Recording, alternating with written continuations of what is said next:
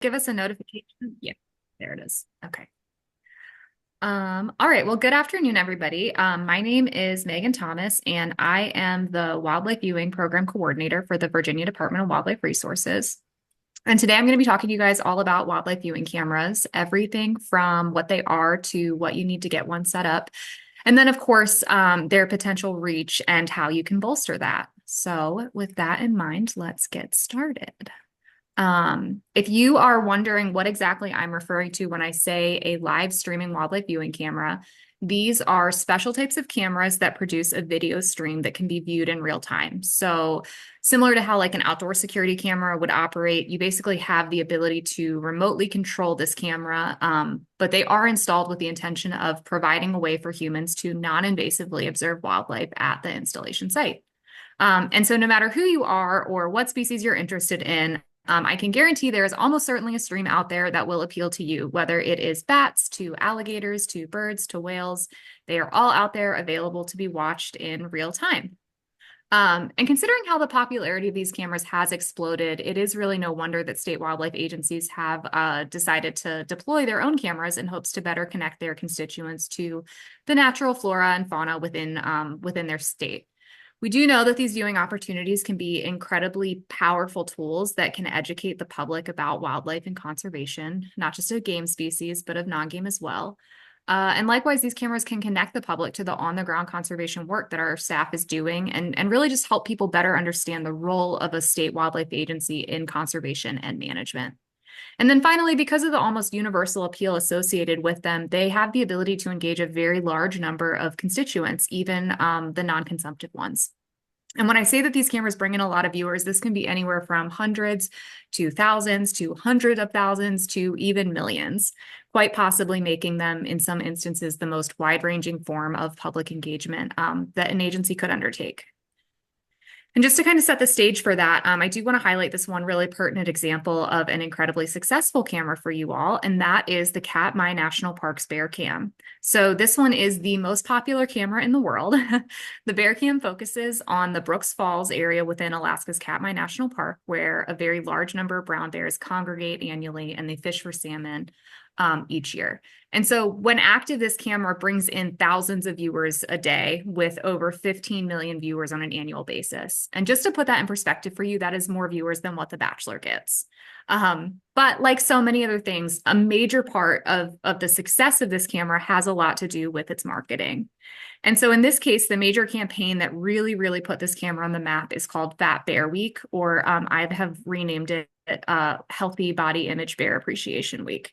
And it is a social media campaign that has been going on since 2014. Basically, it's a week-long March Madness style contest where viewers have the option to vote on the bear that they think is the heaviest and the most ready for winter hibernation. And so annually, this campaign receives over 1 million votes. And more importantly, it has brought in a major increase in the visitation numbers to Katmai and the surrounding region. And then likewise, a very substantial increase in the amount of ecotourism and merch-related revenue that has come in ever since the event first started. So hopefully that helps demonstrate, some of the net benefits that can come from engaging the public with wildlife cameras. I can tell you that the agency I work for, DWR, we have a range of different live streams. I've got these listed here from our oldest to our newest, with the Shad camera being our very first camera we ever had. This one runs from March through May, and it's actually located beneath the surface of the James River, so it lets people see all of these different amazing fish species as they're migrating upriver to spawn. We also have our Falcon Cam, which runs from March through July and is located in downtown Richmond. We have our elk camera, which runs from August through December, and it's located in Southwest Virginia. And then we have our marsh cam, which is our newer installation, and it runs year-round, and it's actually located at Hog Island Wildlife Management Area. So this is one of the properties that our agency manages and owns. And I'm going to start with the marsh cam. Basically, what I'd like to do with this presentation is I'm going to give you kind of like 2 case studies in engagement using 2 of these cameras. The first being the marsh cam, and then the second is going to be the falcon cam. And I'm just going to kind of like highlight for you that with I'll hopefully highlight for you that with a myriad of different types of cameras, there's really a crazy diversity in the amount of things and campaigns that you can be doing to promote these, just kind of like based on the camera itself. So as I mentioned, MarshCam, this is our most recent edition. It went live in 2023. And there's a few things that really set this camera apart relative to those others in the lineup that I previously mentioned. I'll talk about that a bit more in just a minute. But one of the things I really want to emphasize here is that this really isn't a species-specific camera. This is an ecosystem-specific camera. And like I said, it's installed actually at one of our WMAs, one of our public properties, actually my favorite of all of the WMAs that we have in Virginia, called Hog Island. And Hog Island in itself is honestly a very special place. It is roughly 4,000 acres on the James River, and it sits at the designation point between brackish and freshwater on the James.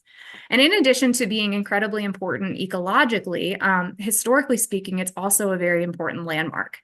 So it's located just 2 miles downriver from where Jamestown, our very first permanent English settlement, was established in 1607. And it actually got its name due to those very first English settlers releasing and keeping their hogs on this island. I also learned in my work with this project that from the National Park Service that in addition to John Rolfe and Pocahontas receiving a land grant that contained the island, the two of them actually resided here for a period of time in the early 1600s as well. Now, despite all that cool stuff, believe it or not, this was actually not a camera installation that my agency went really seeking out. It was actually funded by an energy company called Dominion Energy as part of a much larger mitigation contract that stemmed from Dominion's interests in installing a power line on this property. And so as part of that power line installation, they gave DWR a bunch of mitigation funding that supported a property purchase, shoreline restoration work at Hog Island, and then also the installation of this brand new camera that was going to be focused on the tidal marsh habitat there, aka the marsh cam. And so in addition to us being tasked with using those funds to facilitate the installation, we also had this suite of deliverables that we were expected to provide in conjunction with the stream itself. So more specifically, this was supplemental content, not only focused on the ecological significance of the location, but also the historical significance. So we were basically being asked to develop materials like lesson plans and activities that could be used to bring the live stream into classrooms all across the state, no matter where they were located. And while it was obviously great to receive this money, accomplishing and maintaining all of this really does not come without some very significant challenges. Number one, I can tell you that installing and maintaining a camera of this scale in such a remote location does not come easy, as you are soon to see. It's one thing to have a camera situated somewhere where you have direct access to power and internet that you can easily tap into on site, but none of that existed at this location. So that was a big hurdle that we had to overcome. I also mentioned before that the goal for this camera was that it would be ecosystem focused as opposed to species specific or even a pair of individuals like our Falcon Cam. And while that was definitely a really exciting concept to explore, there were a lot of concerns from our staff about how we were going to keep that stream engaging for viewers when there wasn't necessarily anything on camera at all times. And so this is something that I think is relatively easy to accomplish or get over with Nest Cams, because just by their very nature, there's almost always something on camera to see, right? Whether it's courtship or the adults incubating, eggs hatching, chicks, fledging, all that. But a more general camera of this nature, we were very worried that there was going to be very low engagement. And then finally, the need to provide all of this educational content for classrooms was honestly pretty daunting. Outreach is a big part of my job, but I'm definitely not trained as a formal educator. I am a biologist, and I have even less experience in history. So that was a lot to take on. As far as the installation challenge is concerned, you can see here where we ultimately decided the camera should go. That's designated by that yellow star right there. And then we strategically selected this spot for a few reasons. So number one, it's next to an already established viewing platform, so we know that there's good views there. And then thanks to the camera's ability to do this 360-degree pan tilting and zooming, that would give us the opportunity to look not only into the tidal marsh habitat like you see here, but also compare what you're seeing here to several of our managed impoundments where we actually control the water levels, which is what's back here. These cameras do have a pretty remarkable zoom capability, so you can actually get a very substantial amount of resolution, up to about 500 feet or so. So that's roughly the area that you see here. But another reason we selected this particular spot is because we ultimately needed to use what's called a line of sight internet connection, which did require us to remove some trees to basically create this like clear line for the internet to be beamed. So in the case of the marsh cam, we were fortunate that we were able to identify partners at what's called the Hampton Road Sanitation District, which is right across the James River from us. So they allowed us to tap into their existing infrastructure and basically install our own fiber optic internet line that branched off of theirs. And then we put an antenna on the roof of their building that actually beams that internet signal all the way across the river to the exact location of the camera on Hog Island. So that's about 4 miles. And I mentioned how we needed to clear that line of sight. So here you can see what it looked like when all that tree clearing was said and done in that left image. And you can like just barely see the white buildings in the background there. This image on the right is taken through my spotting scope, and it better shows those buildings. This is actually where that other antenna is mounted, like right on this building right here. So you can see like what that looks like here. But basically, once that work, to establish the line of sight was complete, we were able to install the camera and all of the associated infrastructure, which you can see there on the left. And that orange line is basically just like a visual representation of that internet connection. And once the installation was complete, this is what we were able to see when we logged in to look at the view from the camera. So this photo was taken when the camera was zoomed like all the way out. But remember, we do have the ability to move it around in a 360-degree radius and do some zooming and focusing. So that other picture I just showed you, that was the marsh habitat. This here is what it looks like on the other side. This is those impoundments, the 2 managed impoundments, just interior of the marsh habitat. And again, this is all the way like zoomed out, but we can zoom it in. And while it is, like obviously a very nice picture, I think it really drives home that question and concern of how do we make this an engaging thing for our viewers? And so like literally the first day after we had the installation up, like well before the stream was made available to the public, and it was pretty much just me looking at it behind the scenes and operating the camera. I'm like zooming around and looking at stuff. And the whole time I've just got this fear in the back of my head, like nobody's going to see anything and they're going to be super unhappy. And that's when I just like incidentally happened to notice the tiniest like little bit of movement around some of the marsh grass. And I zoom in and I just instantly recognize that there's this clapper rail that's foraging like right at the water's edge. And it's like dipping in and out of the marsh grass. And at that moment, honestly, it all just kind of clicked for me. Like there could actually be really, really, really cool stuff that you can see on this camera that you wouldn't otherwise. It's just going to take a lot of monitoring and a lot of camera operation basically to make that happen. And so that's kind of where the idea for our volunteer monitoring program comes in. We know that as a staff of a state agency, we have like 75 million things to do at any time. And we don't have the ability to just sit there and monitor a camera all throughout the day and night in an effort to try to like scan and around and point it at the myriad of different wildlife that could be seen at any given moment. But maybe that's something that volunteers would have the bandwidth for. So that's kind of what started us thinking through things that we would need to maybe like, in order for this to make this work, we would kind of like need to lay down the building blocks for a volunteer operator program, basically. So with that in mind, we created this special volunteer login for the camera that had very limited access so that it basically could only move the camera around and do nothing else. And in addition to the creation of that account, we obviously also needed to provide training to volunteers. So for this, we created this short little like how-to PDF that they could use as a reference tool when they're operating the camera. And then in conjunction with this, we also hosted a mandatory webinar that had to be attended by anyone who wanted to be a camera operator. So basically like interested volunteers, they didn't get the login information until we checked them off the list as having like gone through that training webinar, basically. As far as scheduling the volunteers is concerned, this is pretty simple for me to facilitate. Basically, I just have like a sign up sheet on Google Drive that you can see here. The way that this works is all the volunteers have access to this and they're able to sign out individual operator slots, basically like on a first come, first serve basis. So we've got a handful of slots that cover morning, afternoon, and then evening. But basically the sign-up sheet just like assures us that we don't have 2 people attempting to operate the camera at the same time. And like one person's trying to zoom in on a bird here and another's here. The other thing that's nice is it helps us it provides us with the names of the individual volunteers who are participating at any given moment. So for the most part, that's it as far as the volunteer element's concerned, with the one exception being the iNaturalist integration. So the idea for incorporation of iNaturalist into the Marsh Camp actually came from a catch contest that we did like years ago with our Shad Cam, where we hosted this screenshot competition to see who could like catch the largest fish on Shad Cam. And thanks to the success of that, we knew that viewers really, really liked the idea of like taking and sharing screenshots with one another. So with that in mind, we designed this iNaturalist project with the whole emphasis on taking and sharing screenshots from the Marsh Cam.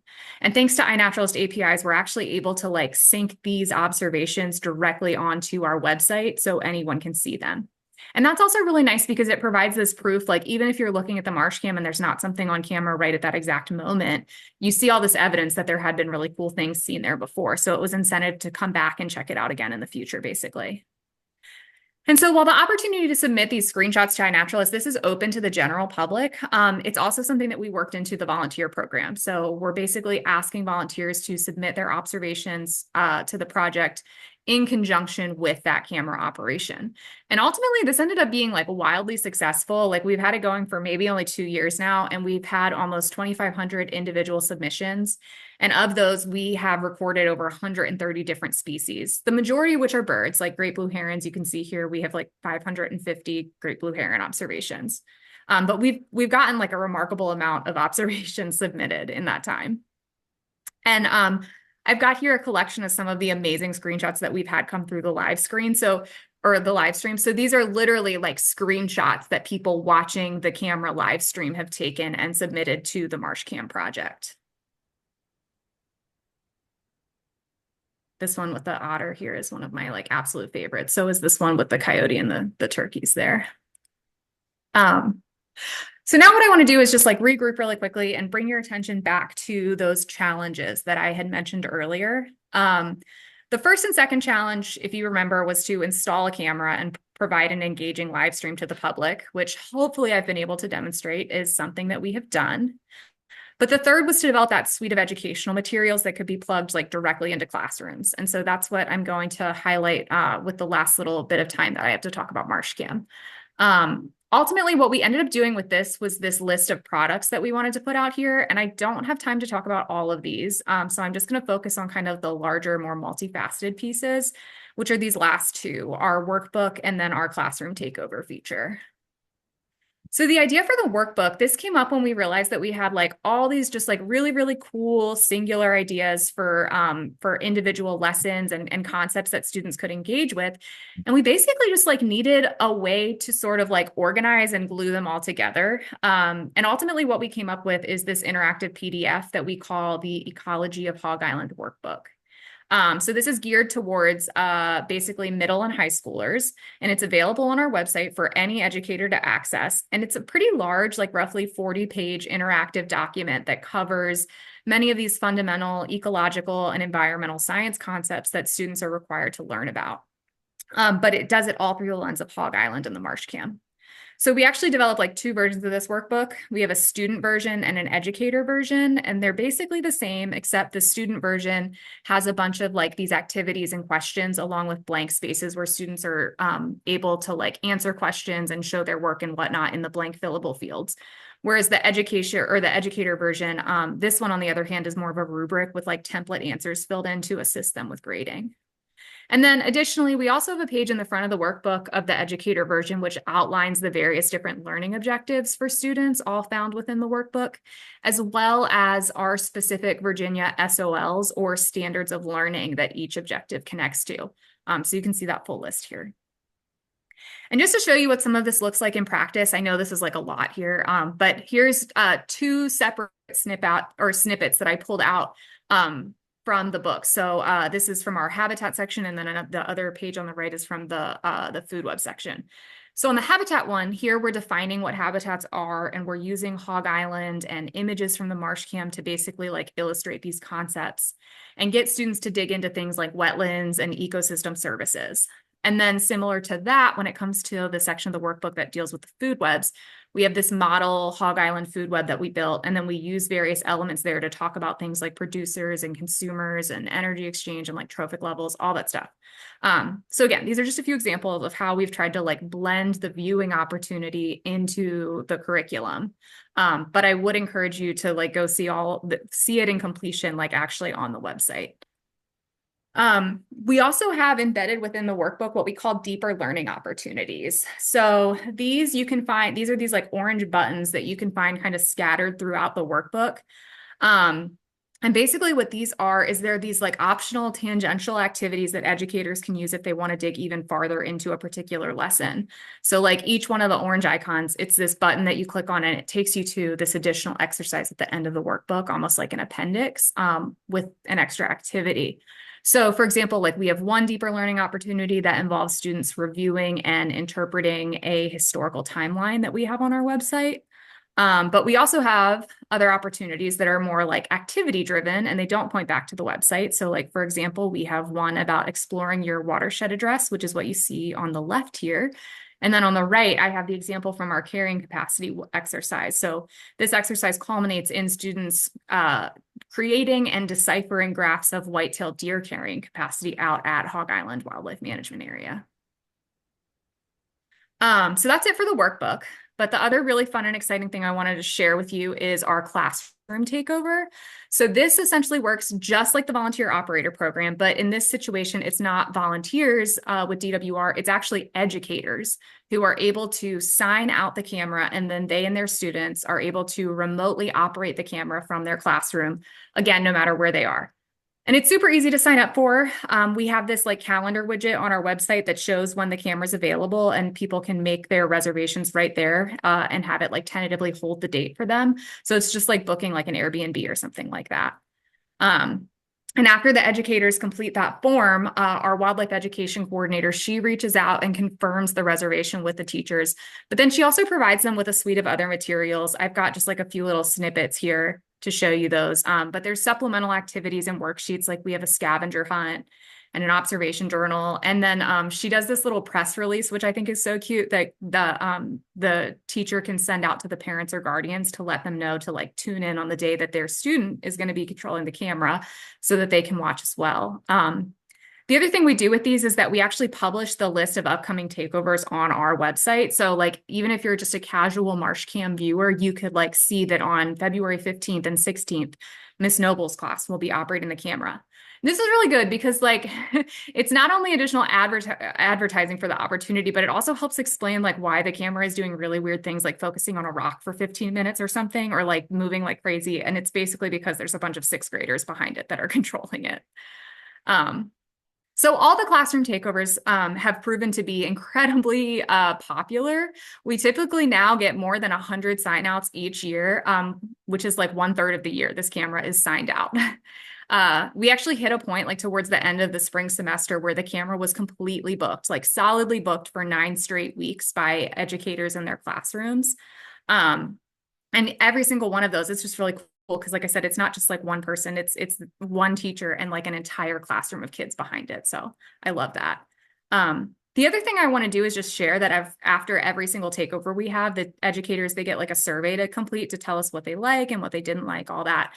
And we get so much great feedback, but here's 3 that I just wanted to share with you guys. Like the orange ones, these are just kind of glowing feedback about the experience. But this one in black text, like it always blows my mind. So it reads, students were confused by the sound that the herons make. Several students did not think the bald eagle was real. Most of my students have never seen a wild turkey and did not know what it was. So thanks to the Marshcam, there's a group of students out there somewhere that now know that a wild turkey is a real thing and not like a fake animal. It's kind of crazy. Okay, that's enough about Marshcam. What I'm going to do now is just like switch gears a little bit and talk to you about another, albeit very different camera, which is our Falcon Cam. And more specifically, I want to share some of the fun stuff pertaining to a new campaign that we rolled out to promote it just this past year. So Falcon Cam is very different than Marshcam. Again, ecosystem camera versus species specific. This is probably the most quintessential of our cameras because it's one of these like very traditional Nest cams that are just so popular. It is by far our most popular stream. It is located in downtown Richmond, Virginia, which is the third most popular city in the state, as well as the state's capital. So it is this incredibly urban area. And this camera in particular is located on the roof of a 21-story skyscraper downtown, and it's pointed right at a peregrine falcon nest box that our staff installs and maintains. It's a very popular nesting site for peregrine falcons, and as such, every year the camera streams like all of the action from that nest box, which typically includes courtship and egg laying, chick rearing, and then ultimately the fledging of those chicks. And so this camera generates a lot of interest from the public. Again, by its nature as a nest cam, it means there's like always something to see. And so because peregrine falcons display this very high level of nest site fidelity, we do typically have the same male and female that come back to nest here year after year. So people start to get invested in that particular pair, like on an individual level. It's also just proven to be like a really great tool in general to raise the public's understanding and awareness of peregrines as a species, which, considering their status as a state threatened species in Virginia, and a lot of the work that we do beyond just this camera to monitor and manage the species, this is like a really good awareness tool for us. So having said that, I think that is a good segue into introducing you to Triple Crossing, which is a very popular brewery that we have here in downtown Richmond. Triple Crossing was established in 2014, and their name is twofold. One, it references this very unique landmark that we have in Richmond where 3 different railroad lines actually cross one another at the exact same spot, just at different elevations. So there's a lot of people that come just to see that particular spot in Richmond. But the second reason is because the brewery was founded by 3 friends who also just kind of wanted to pay homage to this personal connection of like 3 people kind of meeting together at the same point as well. Something else, though, that I want to note about Triple Crossing is that they have gone on to really become like a huge presence in the local Richmond craft beer scene. This is evidenced by the fact that they have expanded to like 3 independent locations. They've begun canning and distributing beer for purchase, like even off-site from the breweries. And then they're consistently ranked as one of the top breweries in Richmond, like year after year.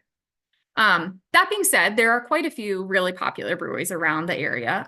But the thing that really put Triple Crossing, like made them stand out to us relative to any of the other breweries or local businesses is that they have this iconic brew called Falcon Smash.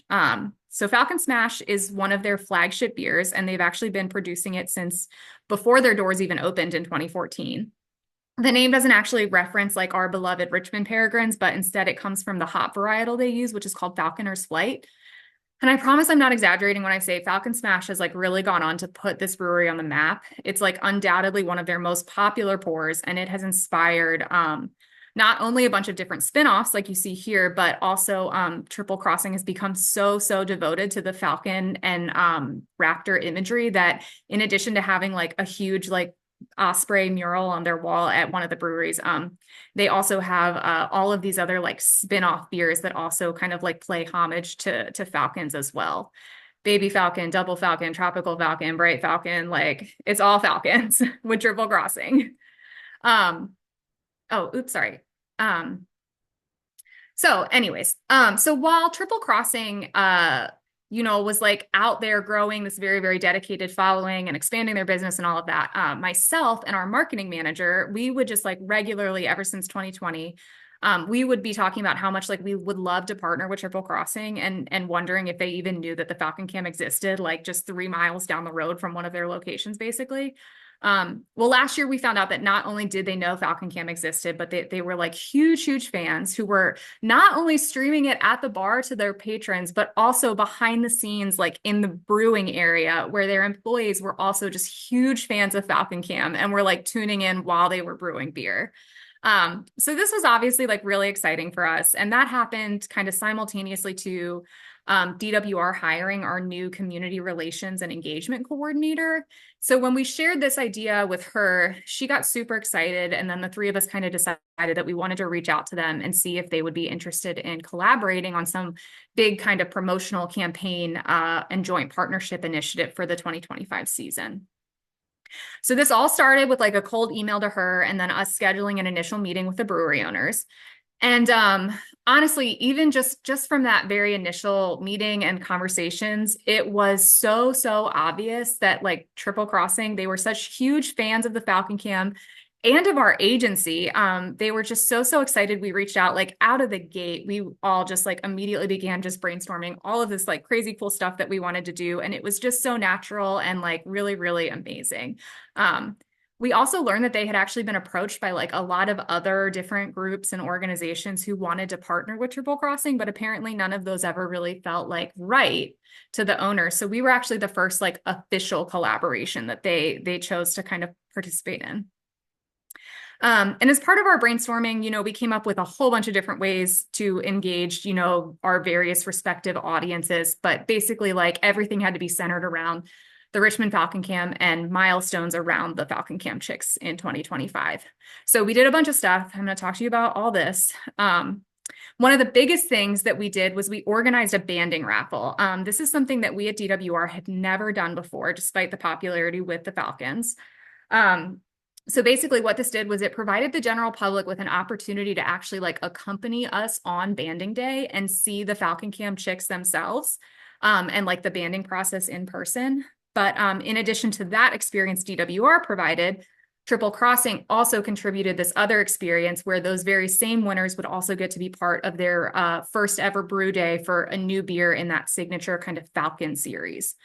So we had 5 winning slots that we were offering. DWR sold 3 of the tickets or 3 of the slots, and Triple Crossing sold tickets for the remaining 2 slots. And then those winners, those 5 winners would ultimately get to join us for like both of those activities. And then they also got a bunch of custom Falcon related merch. So we ran this raffle for 1 month. And ultimately we ended up generating approximately like 30,000 in raffle sales between the 2 organizations combined just from the purchase of these raffle tickets. And I remember our outreach director, like when we launched, he like was so excited about it. And he's like, "Are you excited? Like, how much money do you think we're going to raise?" And I was like, "Bob, I'm so nervous. Like, I think if we even raise $5,000, I'm going to be excited and like so happy." And then like then it was 30,000 so fast. It was amazing. Um, oops, sorry, I skipped ahead. Another like really big thing that we organized as part of this celebration was Fledge Fest. So Fledge Fest was so fun. This was our joint way to celebrate the end of a successful Falcon Cam and fledging season. But it was also the release of the fledgling pale ale that Triple Crossing had brewed. So this event basically brought together people who were interested in all things Falcon. And the event was hosted at the brewery space. We had numerous like vendors and educators come out, including local birding and wildlife viewing clubs. So if people wanted to know more about those groups in their area, they could. We had a raptor rehabilitator who was also a falconer who came and did this like amazing pro bono like 3 raptor demonstrations for us. And he also brought a live peregrine falcon with him, a non-releasable animal that he has for participants so that they could actually see the animal up close and personal, or like get up close and personal. We had folks who were selling sustainable goods, like there were these like natural candles and jewelry. One of the funnier things we did, but it ended up being so popular, is if you know what permanent jewelry is, we actually even worked with this like permanent jewelry company in Richmond that we had a table there where people could get like what we called their own like permanent falcon bands in the form of permanent bracelets. So if you know what permanent jewelry is, hopefully that like concept of like getting your own falcon band, that resonates with you. And then we also had a ton of kids activities like making friendship and banding bracelets and DIY binoculars. Ultimately, this event was so packed. It was a huge success. Triple Crossing actually went on later and let us know that it was their 3rd highest generating revenue day that they have ever had since 2014. And I'm just going to like level with you guys. I have worked a lot of outreach events for this agency, for other state agencies, from festivals to state fairs to pop-ups, like you name the event and I've worked it. I am not exaggerating when I say that the events that we did with Triple Crossing this year truly felt like the most impactful that I have ever had the pleasure of being a part of. It was just like so obvious that everyone in those spaces was there because they really loved Falcons and they loved the Falcon Cam. Whether it was like the depth of the questions and the conversations that I was having with people, everybody was like, we were also streaming footage from the Falcon Cam and people are like standing up and clapping when fledglings are taking their first flights. And just like seeing all these little kids running around holding like Falcon stuffed animals. that had like bands that matched the bands on our Falcons. It was just like truly something that I think I probably will reflect on for the remainder of my career. Um, I've also mentioned this a few times already, but another big part of this partnership involved the creation of a collaborative beer for the Falcon series. So not only did Triple Crossing utilize imagery that our marketing manager had created years ago, that's this like black and yellow kind of falcon that you see here. They also include a QR code on the can. I have a sample of it here that you can see, and I'll show this like after I'm not sharing my screen so you can see it bigger too. They have this QR code that directs people back to the Falcon Cam and talks about the partnership. I'm also very proud to say that I'm the one who came up with the name Fledgling Falcon. So I can now say that I have like officially named a beer that is being mass produced. That's kind of cool.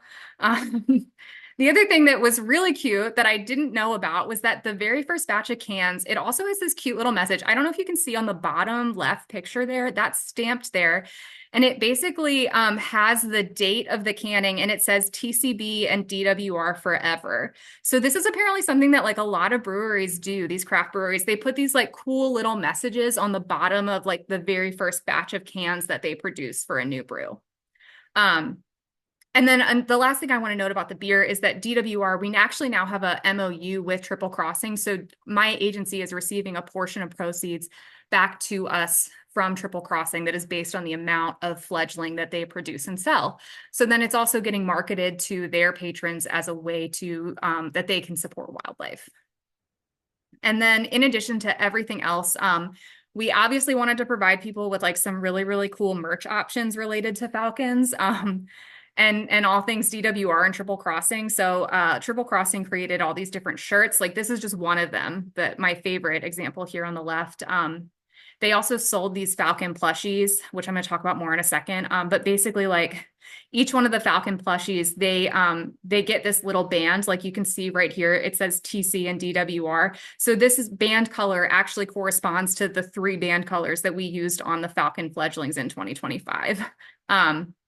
And then the other thing that DWR did is we worked with this like very famous local artist, Cassandra Kim, on a Falcon family portrait to honor this year's Falcon Chicks. So Cassandra Kim is pretty well known around here. She does these like iconic cut like wildlife paintings, but she does them in this old timey style and puts these really, really famous Richmond landscapes in the background. And so that's what you see here. This is this very famous bridge that is like right behind the skyscraper that the Falcons nest on. And then we don't have the final numbers yet on the merch sales, but I know that it's like at least 15,000, but then I think it's like a little bit more. I mentioned the Falcon plushies. Besides, you know, like them getting that little Falcon leg band that matched our real 2025 fledglings, they also all have these like super cute little tags, almost like Beanie Babies, that talk about like what a fledgling is. And it just talks about the partnership between the two groups, which is honestly like one of my favorite things ever. Like, look at this little tag. Thanks for helping my little wings soar. It's so cute. And they're all named Fledge. Hi, I'm Fledge. So Fledge has become like the mascot of our fledgling beer. So in summary, when it comes to engagement and promotion, I just want to leave you guys with like a few key takeaways. So number one is that simply hosting a stream is not enough. You need to come up with ways to promote and drive traffic to that stream. Otherwise, no one is going to find it. Don't shy away from getting fun and creative. There are so many different ways and media types that you can promote these things. Like, honestly, if ever there was a product that you could take your promotional efforts a bit outside the box with, it is these live streams. Whether it is blogging or videos or contests, events, there is just like no limit to the way that you can promote these things just because of how versatile the streams can be. Number 3, while you are thinking through this, I would encourage you to not only think about promotion and just like generally driving your viewership numbers up, but also think about ways that your audience can engage a little bit deeper with the camera. And MarshCam is like a really good example of this, I think. So instead of just coming up with ways to drive traffic to the stream and then that's it, come up with other things for them to do when they get there. Things like the iNaturalist project, supplemental education materials, all that sort of stuff, because that's the kind of stuff that's going to keep people coming back. And then recognize that some cameras are just naturally going to get more attention than others, right? Namely the Nest cams. So figure out like what your goals are if you want to start a camera stream, and then think through what kind of viewing opportunity makes the most sense for you. Like if you want to just drive traffic to your website, you should definitely do an S-cam. But again, if you're interested in connecting with the audience on like a deeper level, or maybe you want to showcase more of what's happening at the properties your agency manages, there are some other cool things that you could explore, basically, like Marshcam. Um, I'm going to skip this stuff because I don't really have time to talk about it. But the one thing I did just kind of want to show people is that, a lot of times I get a lot of requests from folks who want to know how to set up their own streams, and they think it's very easy, that there's just this like linear connection, kind of like you see here, of viewers watching live streams, like they're just like watching straight from the camera. And there's actually like quite a few pieces in between. For one thing, like you need internet providers, which I've got down here at the bottom. Then there's all the technical stuff you need to be thinking about, like how you're going to power it and provide internet to it, if it's just like a straight kind of plug-in, or if it's like Marshcam where it's more solar powered and you have this line of internet, or the internet being beamed to it. A lot of that has to do with like how remote the installation is. So like the more remote your installation is, the more crazy technical it's going to get. But then the other thing too that a lot of people don't realize is that with all of these live streams, there's typically some kind of streaming provider that is involved. It's not like we're just directly providing that to the constituents. So like the streaming providers, these are the individuals that basically like they receive the stream directly from the camera, and then they're sending out a version of that live stream back to you, the customer, in a format that you can put on your website that minimizes the amount of bandwidth taken up when someone watches a stream.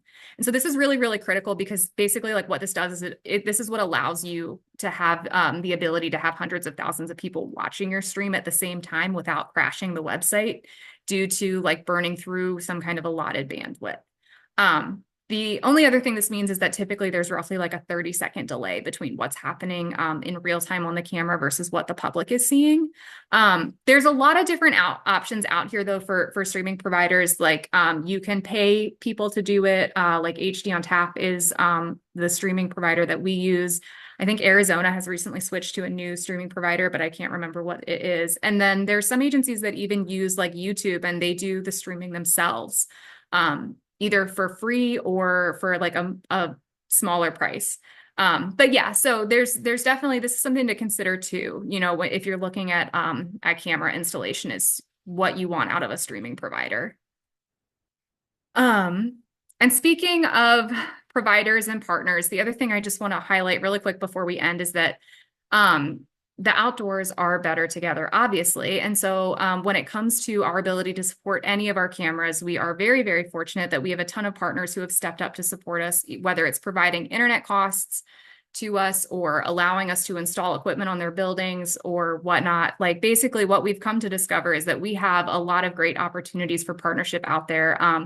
And we're always looking for new partners. And I would encourage you to look for partners as well. This is just like the number of different people that in some form or fashion partner with us on our camera program. So if you are able to find good partners to like kind of share this burden with you, if you're new to creating a stream, find a partner to help support your internet connection or the installation costs. Like there's a lot of really, really good partnership potential here.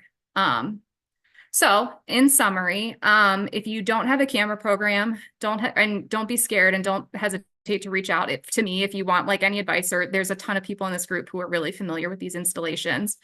Number two, if you've already got cameras established, I would challenge you to think outside the box and see if you can come up with some additional ways for which you can engage your constituents with them.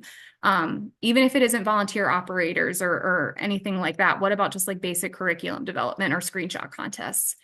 And number three, maybe you're out there already doing these things and I don't know about it. So if that's the case, please let me know, because I would really like to hear about all the other cool things that people are doing with cameras.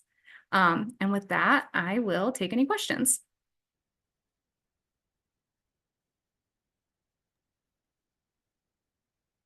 And I guess stop. Thanks, Megan.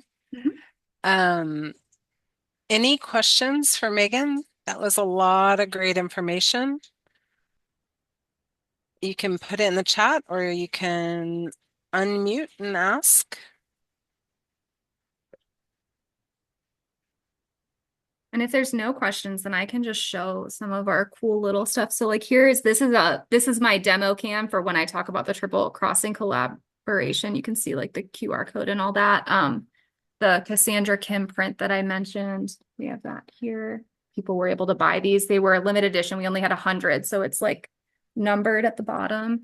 And then I do have one of our plushies here. I'm also going to be bringing these to the Academy, so you'll get the chance to see them in person if you want there.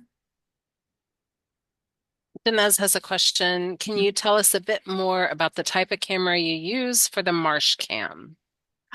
Yes, I can. That is a Dahua brand camera, which admittedly is one that is like a little bit controversial. Some agency IT operations don't actually let you use Dahua cameras.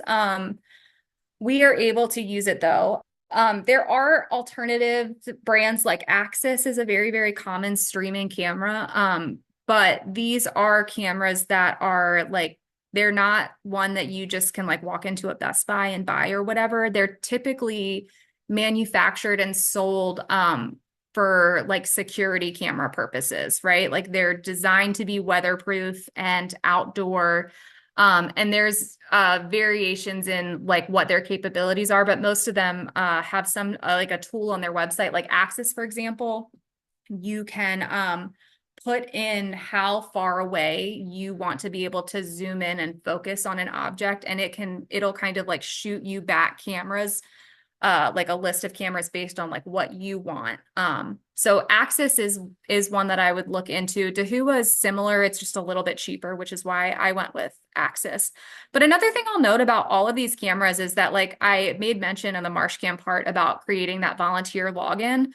In addition to just getting the cameras, they all kind of have this like background web interface that's associated with your camera that you can log into. So even if you don't know anything about cameras or websites or anything, like they should mostly all come kind of preloaded, that like when the camera is installed, you go right to this website and you get your own little custom login and you log in. And then from there, controlling and all of that is incredibly simple. So it's not like that website where I made the volunteer portal, like that all came through software just direct with the camera. That's not anything that like I created or the agency created.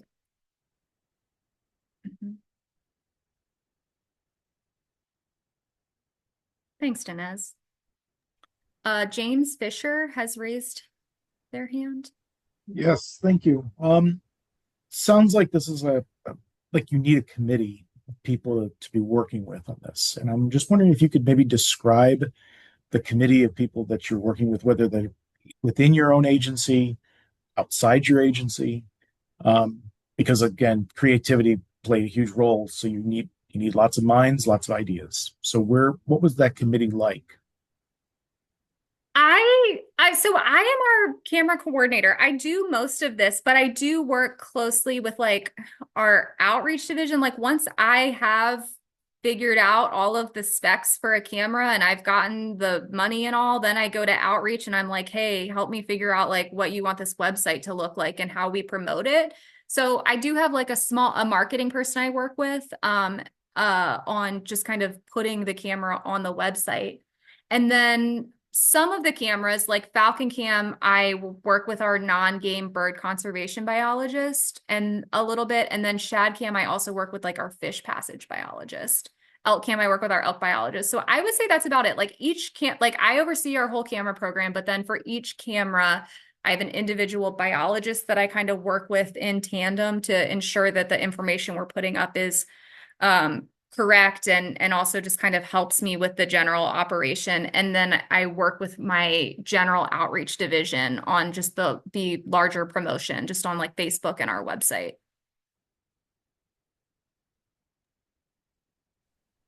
Excellent. I have a question. You mentioned bringing about $30,000 in from some things and 15,000 from another. What are you using the money for?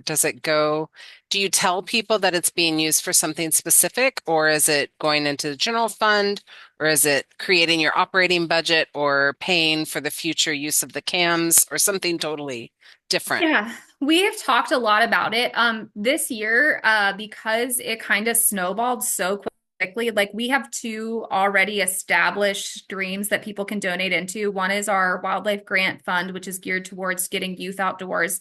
The other is our Restore the Wild Fund, which all the money goes towards supporting habitat conservation across the state. So we had those two kind of already preloaded. So we selected the habitat one. That just felt like a slightly more natural fit for us. Um, for the funds to go to. So it was advertised that all of the funds would go towards habitat conservation, basically. We did not say that the funds were going to go directly to the Falcon Cam or anything like that.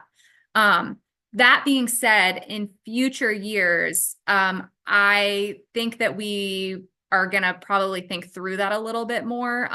Like the Falcon Cam, for example, I don't know, it would be great if we could get some of those funds also going into like our non-game funds. So besides just habitat work, like there are peregrine specific initiatives it could go towards. So that's on the radar for future years. But in the beginning, it was just habitat I conservation. would also maybe encourage some money for marketing expenses to reach new audiences potentially. Mm-hmm. I think we have time for one or two more questions. Does anyone have another question?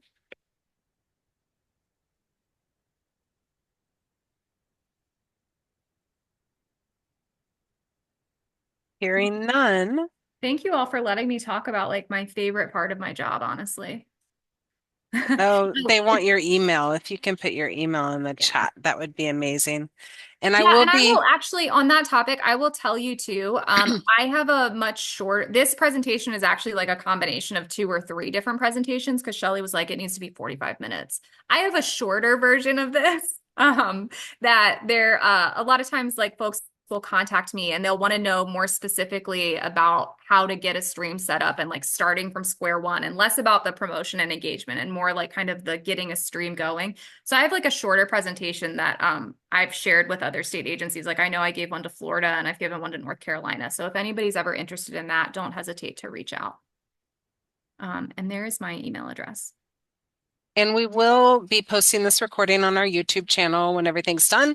And I'll be sending an email out to everyone who registered for this webinar with that link in the next few days. I know that I was definitely thinking of all the people that I wanted to forward this presentation to as you spoke. So thanks so much, Megan. Yeah. Bye, guys.